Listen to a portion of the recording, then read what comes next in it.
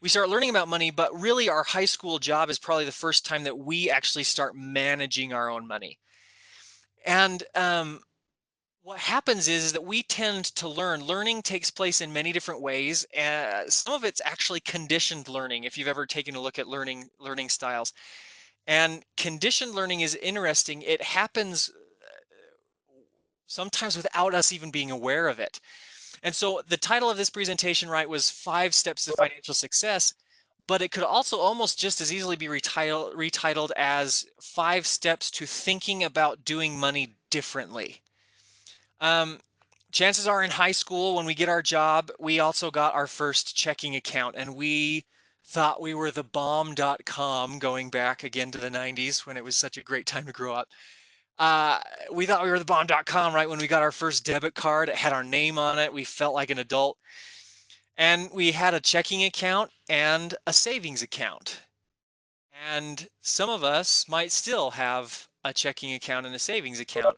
And we spent our money on lunch with our friends and maybe saved a little bit of it, and depending on our circumstances, right, even food for our family, right? But we were conditioned probably by the way we grew up to a certain degree as to how to manage our money. We have made this content in with one of our partners at Mountain America, and his name's Todd Romer, and he's got an interesting story. And this is why I say a little bit about doing money differently. Sometimes success means needing to change some financial behaviors. When he was 15, it was a rule at his house that you had to have a job at 16. He actually started a little early. He created a lawn mowing business for his neighborhood at age 15. And his first summer, he made 2,500 bucks. And this was back in the late 1970s. And so, I mean, that's a ton for a high school kid now. Back then, it was even more. And so, towards the end of the summer, school was about to start, and he came downstairs, and his dad was for breakfast looking at the newspaper with his magnifying glass. And I'm guessing there's somebody in this audience who would know what you look at the newspaper with a magnifying glass for. Uh, I'm just curious. I'm going to give you 20 seconds to throw it in the chat if you know. Why would you be looking at a newspaper with a magnifying glass?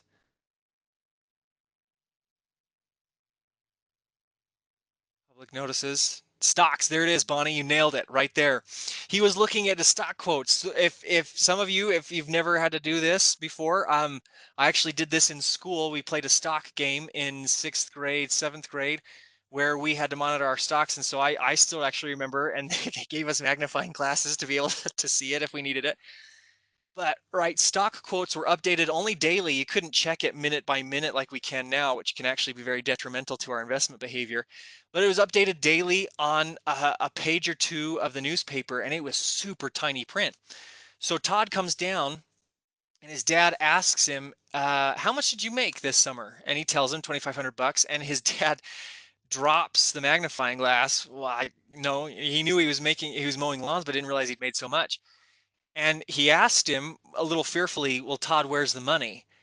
And Todd was unique, right? Especially as a 15-year-old, he had put all of it in the bank. He said, "It's in the bank." And his dad said, "Awesome.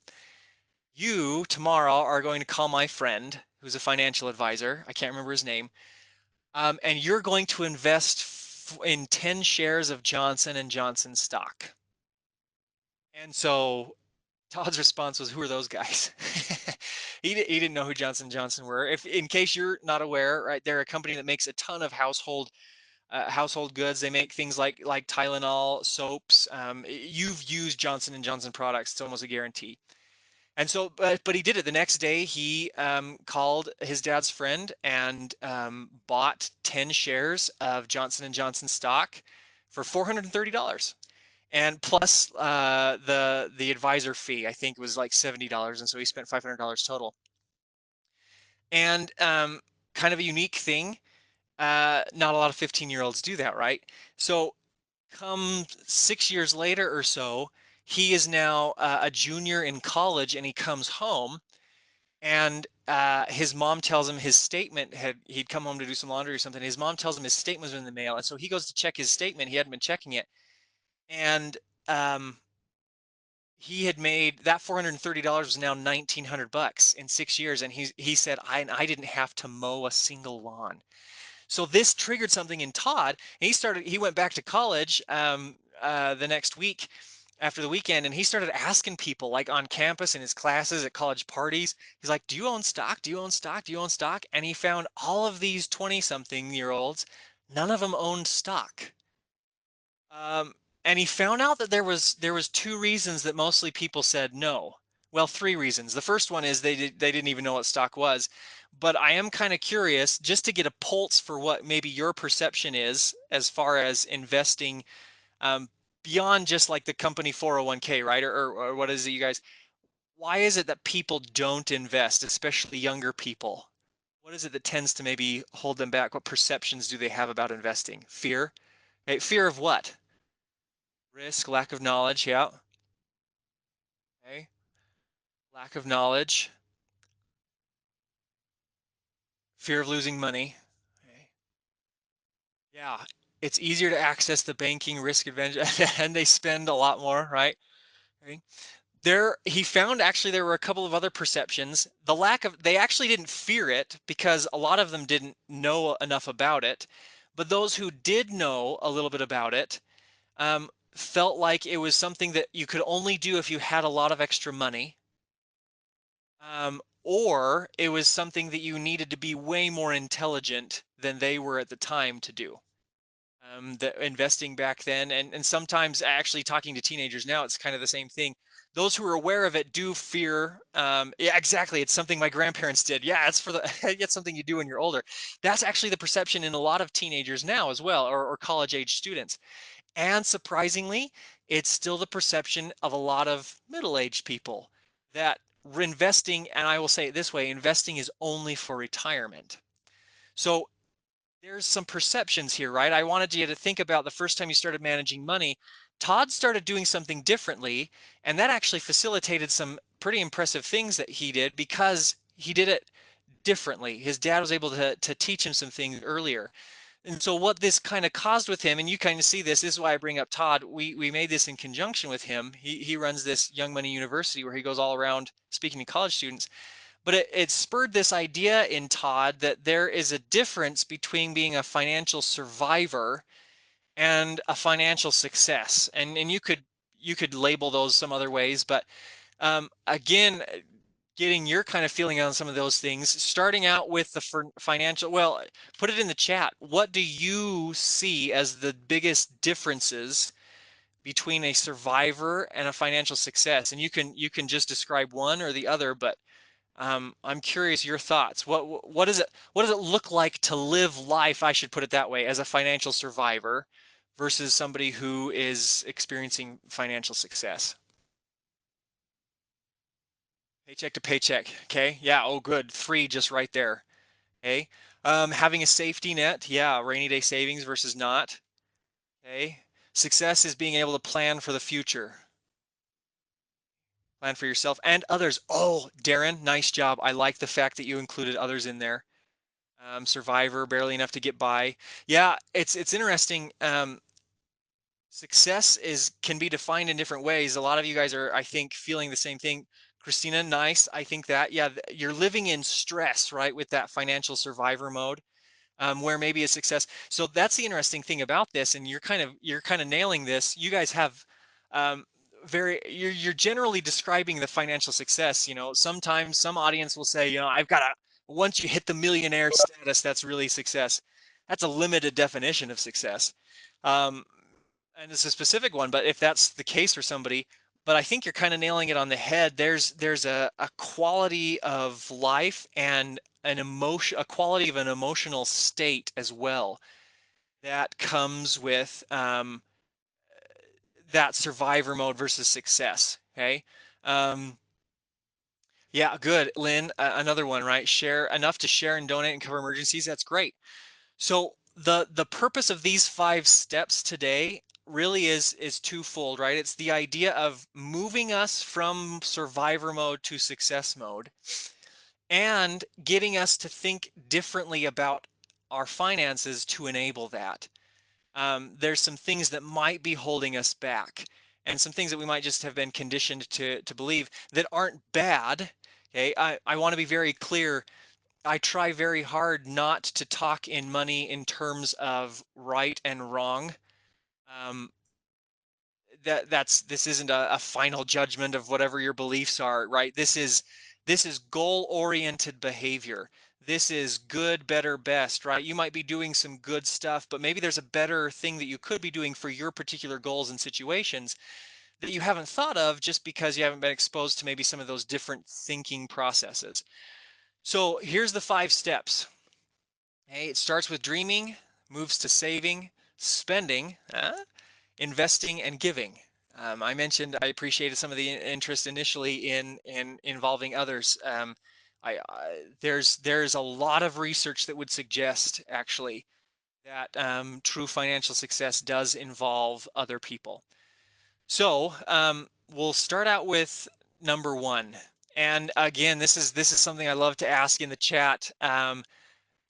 You got to make a decision to dream, and just throw it into the chat. What are some of your financial dreams? Like, what is it that you want to purchase, accomplish? Whatever. Travel, awesome. um, travel, world travel. Vacation, yeah, that's early retirement, good. Yeah, not having to go into work, maybe. Okay. Ooh, a hospital and school in Haiti, that would be awesome. Home improvements, yeah, that's one of my wife's and I's. We love buying a house, good. 5 acres of land. Patrina, that is awesome. I have a desperate dream. I want to own at least 2 acres of mountain sometime in my life that I can, in times like this, I can just leave if I want to. Okay, buying a homes. Okay, a Tesla. There we go. Nice. The Tesla truck, Nancy. That's kind of a crazy looking vehicle, or just a regular Tesla. Regular Tesla. They're kind of crazy cars. None of them are really regular. Just the sedan. Those are cool looking vehicles. Okay, so good. I love that. There's a variety. That's the thing, and that's why I like this picture. You'll notice everybody here has a different dream. And this is again why I say enough to cover health costs. That's a great one. This is again why I say, as a quick side note, Lynn, I hope you got an HSA or look into that. That's one of the best investment vehicles aside from a 401k. It's amazing, that tax-free stuff for health expenses. So everybody's got a different dream, and that's why I say right and wrong is not necessary. If you are thinking in terms of right and wrong with regards to financial behavior, which can be very easy, particularly in a highly religious culture, um, I would invite you to begin to get out of that thinking and be thinking of goal-oriented decision making. If you need to still use the terms right and wrong, think of it in direction, well, is this right for my goal? Is this right for my values, right? And this will start to kind of help ground you a little bit. It becomes your motivating factor, which helps you actually squash fears, right? If you've got some core dreams, some core values, then you want them, you're motivated by them, and it helps you overcome those emotional situations. I actually just got done talking with Utah Nonprofits Association about how in financial decision making, if you've got some of these cores in place, it helps stabilize emotional volatility, especially that you might be experiencing now. So this is where you have to start. Um, I think I mentioned to this group before, and I'll show you again. But Mountain America has started doing personal financial counseling for everybody in the community, but especially for people that are part of like our select employer groups, like you are, and for members. But really anybody can do it, um, whether or not they're a member of Mountain America. And all of those coaching sessions, and I've done a lot in the past before that, it's very interesting when people begin to ask, well, what's best, what's best, what's best? You can't, I can't, as a financial counselor or educator, answer that question until I know where you want to end up. Because there are so many different things you can, there's an infinite number of things that you can do with your money. And sometimes, getting the highest return on investment actually isn't the thing that's best for your particular goal. So you have to start with this step. And if you've never done that before, literally written down, you have to be specific, right? Just like like with the Tesla example. Tesla doesn't make a ton of cars, but there's at least 4 or 5 options, and each of them cost differently, and obviously the options inside. And so until you really get specific about your dreams and goals, including when you want to accomplish them, uh, you, you can't really start to create a clear plan. So uh, Darren, well said.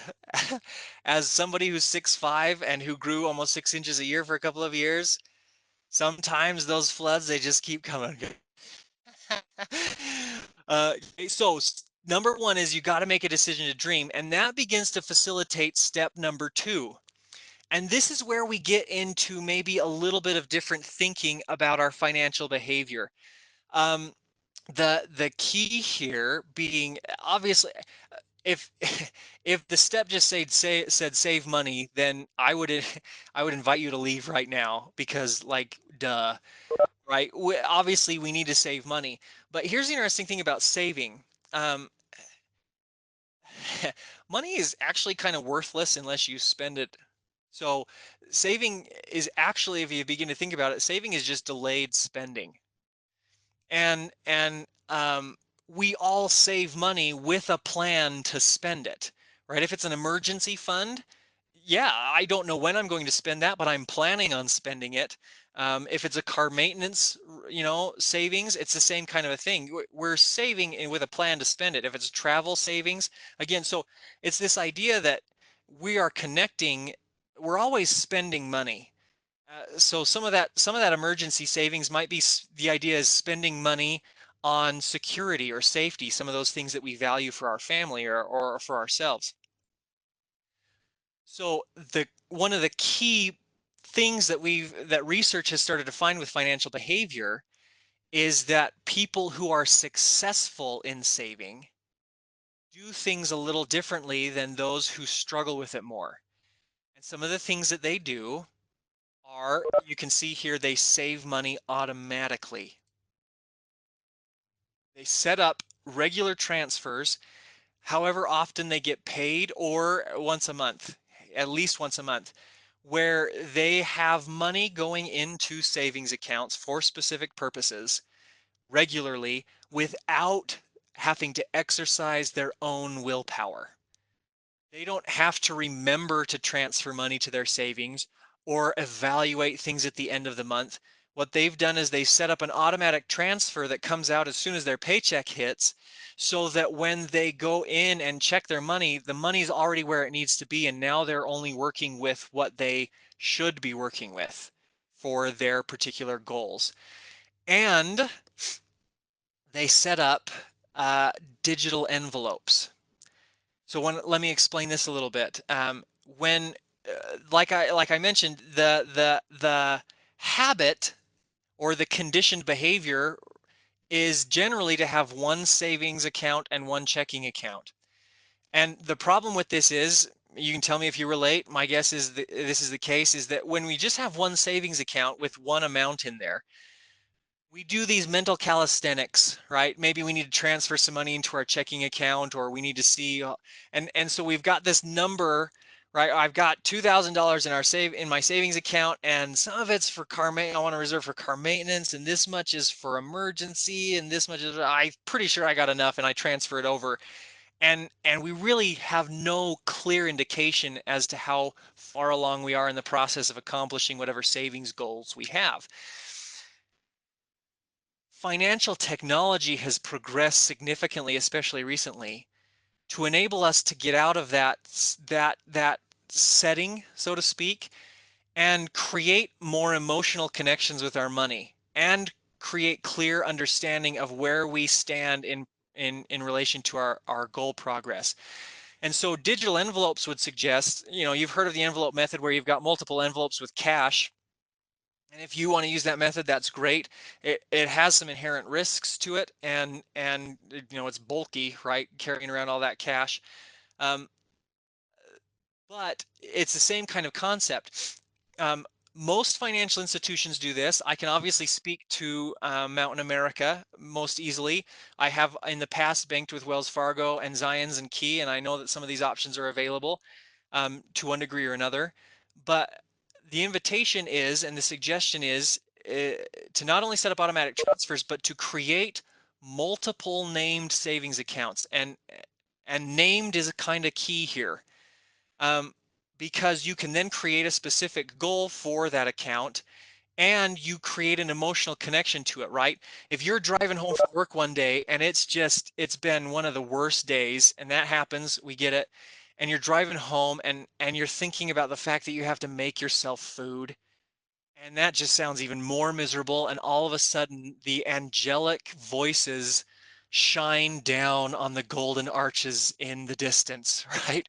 Ah, and you see McDonald's, and immediately your stomach and your emotions, you just have this emotional craving for relief from having to make food and for just some high sodium burger that tastes amazing, and top it off with a Diet Coke or something.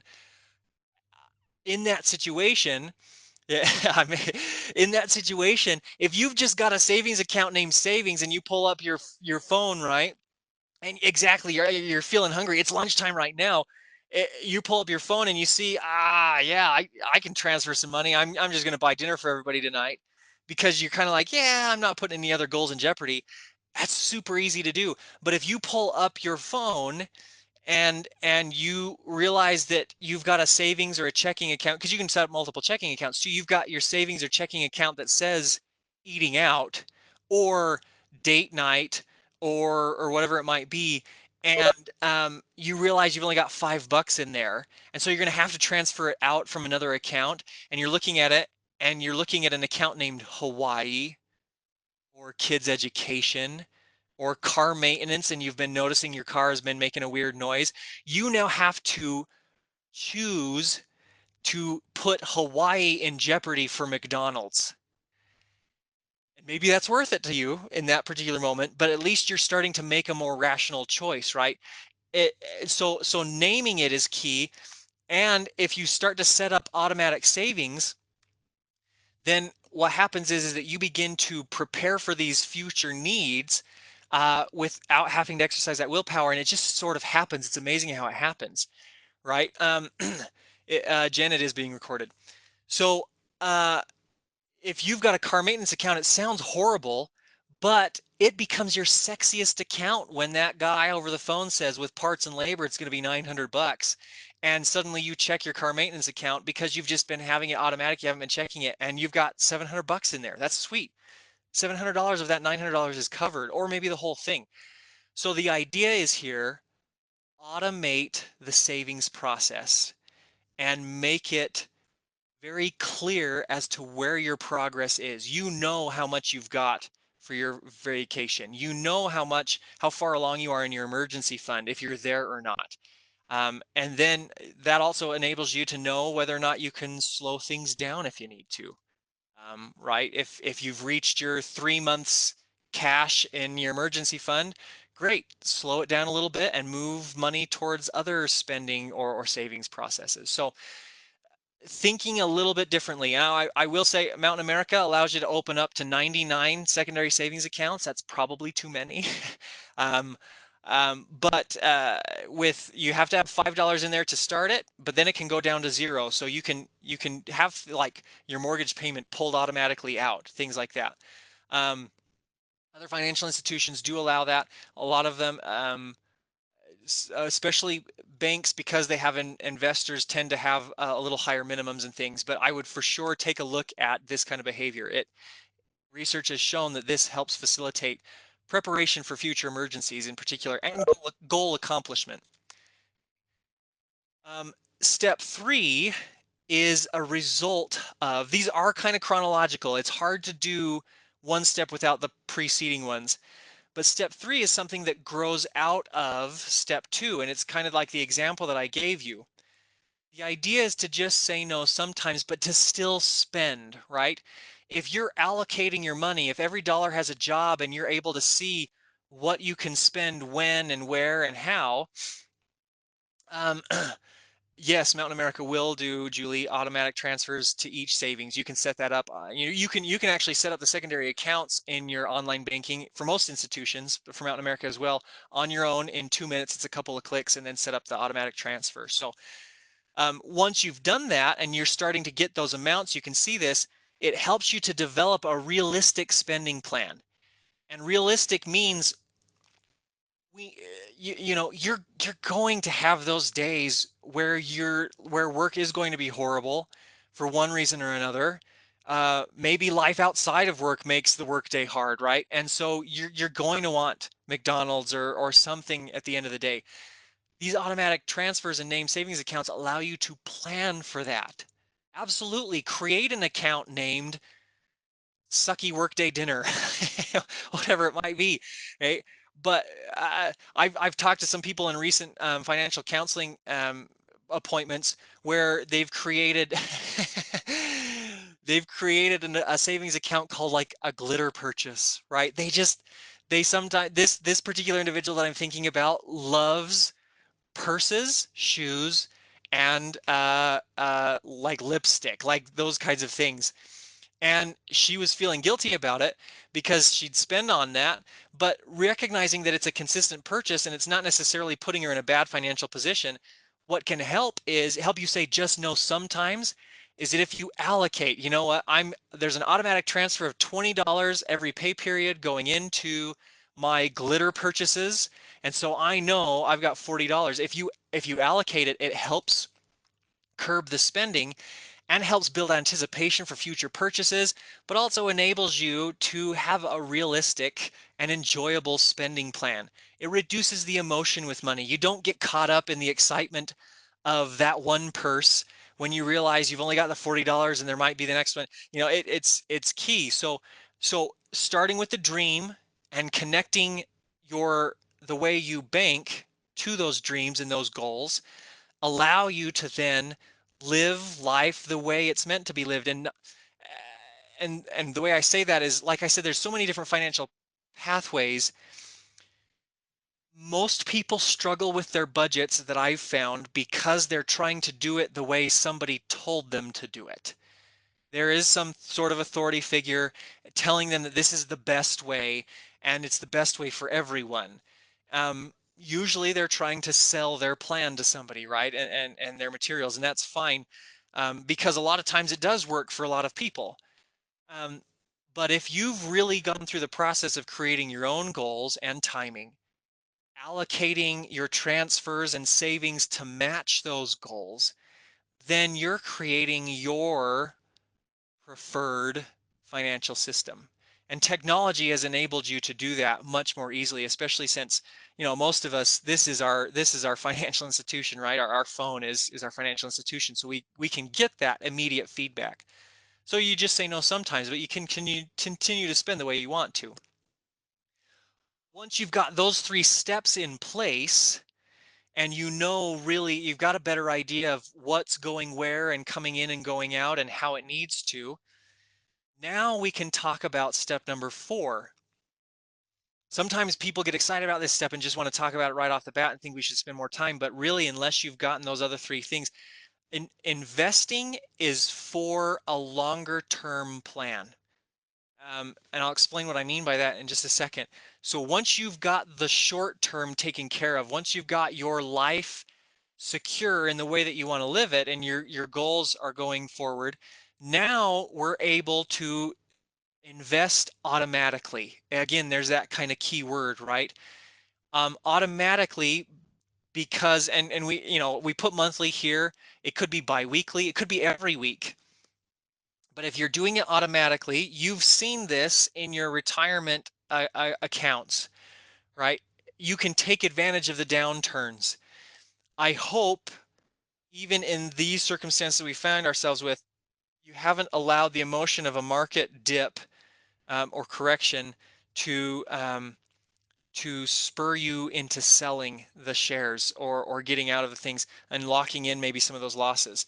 Remember, the stock market's unique. The balance doesn't matter as much until you need the money.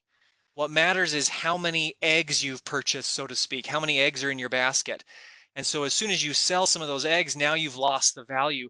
But as long as you hold on to those shares of those companies and those funds that you've purchased, um, and keep buying more when they're on sale, you can now fill your basket up faster, and you've got more available to you when the value comes back up. So regularly investing, if you can do it automatically, it's that same kind of a thing. And it's never been easier to get on this idea of a compound interest train. And what I mean by this is, um, I, I'm not talking just about retirement. I'm talking about goal fulfillment outside of it. Remember our friend Todd, he was 15 years old. He was not investing for retirement. He wasn't investing. IRAs didn't even exist back then, if I remember correctly, when they came about. Um, uh, and so, or maybe I'm thinking the 401k didn't, it doesn't matter. Anyway, retirement accounts have, he wasn't investing in a retirement account. I'm talking about investing um, outside of retirement to continue to further your goals. Now, I'm going to show you some examples of this compound interest if you're unfamiliar with it, to show you the effects of investing versus saving. Nobody grows money or grows wealthy um, saving money in the bank necessarily. It just doesn't grow fast enough to overtake inflation for long-term things. Okay, so I'm going to show you this. You'll see the number 65 on here, but this is just for illustrative purposes. Again, I'm not talking just about retirement. So that is key as well. I especially mention that to you guys because if I remember correctly, state, county, city employees type things, do you guys have pensions actually? Will somebody throw that in the chat? Do you guys still have pensions? Yes. Okay. So that's what I thought. I'm fairly familiar with different state and municipality things. So with pensions, and I believe you got some automatic deposits into a retirement account, whether or not you enroll, right? Okay. And matches that go beyond what most people do. So that's why I say most of the time municipality employees um, have retirement almost taken care of for themselves without even thinking about it, if they'll just do the matches and things. So I bring this up for illustrative purposes, but you can see here, this is our first investor, right? She doesn't start investing until age 26 for whatever reason. Maybe that's when she's got a job and feels like she can, but she starts putting $150 per month for 40 years, which is awesome. Um, her total contributions over those 40 years are $72,000, which is a significant chunk of change, but because of compound interest, right? Earning interest on interest on interest. Um, and because she's doing it regularly, taking advantage of the volatility of the market, that $72,000 over the course of 40 years turns into 1.7 million. Which is pretty awesome. Now, just to clarify what this investment is, this is using the S&P 500 index fund, which is a fund that mirrors the performance of the top 500 companies in America. And so you're investing in things like technology as well as like construction, real estate, right? You're all over the board. It's a great place to be in, and it's companies that you interact with every day. And it's over the last 100 years, it's averaged a 10% return, right? Some years it was down, right? Like this year, last year it was down a little bit. Some years it might go down 15%. Some years it might go up 25, but annualized it's been a 10% return. The interesting thing about investing is this, and this is why I mention it. We've all heard the saying, the best time to plant a tree was 20 years ago. The second best time is now. Um, take a look at our other investor. She, for whatever reason, just decides at age 18, when she can open up a particular account because she's bondable, she starts investing $150 per month for 8 years. So the total amount she invests is 5 times less. It's $14,400 in that same S&P 500 index fund. 40 years later, at age 65, she now has $2.2 million. Throw it in the chat. I'm guessing somebody knows this. Why in the world would 5 times less invested equate to $500,000 or so more by the time they're 65? Compound time, there it is. Compound interest impacted both. Time. She just had more time in the market. That's it. So the idea here is to not procrastinate. If you can do steps 1, 2, or 3, or something similar to that, right? Something that doing things just a little bit differently to begin to secure your next 5-year goals, right? Make sure that you're prepared for an emergency or for a job loss or for car problems or whatever it might be, to help minimize especially your dependency on debt instruments, right? If you can do things like that and begin to invest as well on top of that, now you're beginning to look at your own goals growing. And the cool thing is that, oops, the reason I bring this up is technology has never made it easier to invest for things other than retirement. So maybe you've heard of some of these apps. Um, they are called robo-advisors. You can also access the same investment opportunities through like a Fidelity or a Vanguard or, I have Acorns and Levitt. Great, good. So I'm glad you said that. You can access, it's called a brokerage account, or you can invest directly into a mutual fund. Now, there are some tax implications with that, but you can experience that kind of growth for long-term goals, right? And I would suggest, by the way, 7 to 10 years or more, um, just because of the volatility. But if you want to have, you've got a goal that's 10 or 15 years away, investing is a great option. Let me give you an example. Somebody maybe wants to pay down their house early, and that's a great goal. Um, right now, you can refinance, and rates are in the threes for a mortgage. If you just put extra money towards your mortgage every month, what you're doing is you're guaranteeing a 3% return on your investment in essence, right? Because you're saving money or interest payments at a 3.25% rate. And that's good. And you're paying it off faster. But if it's going to be 10 or 15 years with the amount that you could put down, let's say it's going to be 15 or 20 years, you take a 30-year loan to a 20-year loan. Okay. So we know it's 20 years out before you're going to be able to pay off your home. What if you took some of that money that you were putting towards, an individual is putting towards their home, and invested it? So they were paying directly towards their mortgage, but they were also investing some on the side. And in 20 years, their money has grown at a 10% rate. Now they have a larger chunk of money and they could actually pay it down a little faster, right? And so I'm not suggesting that that's right for you. Some people just hate the idea of debt. That's just an example of a goal that's common to people where investing is an option because of some of this availability that maybe we haven't thought about before. Like I said, the idea is, are there options where I could do money differently that maybe I haven't considered before that would facilitate goals in ways that I hadn't considered? So I bring that up to consider investing to move you into that maybe success situation where you can grow money over time a little bit faster than just in the bank. And for things outside of retirement that are still tied to your life goals. For example, paying yourself second, right? You guys mentioned these opportunities to give. I've read, my background is actually psychology and behavioral finance, and I've read a lot of studies actually, and a couple of books about the relationship between happiness, fulfillment, money, and giving.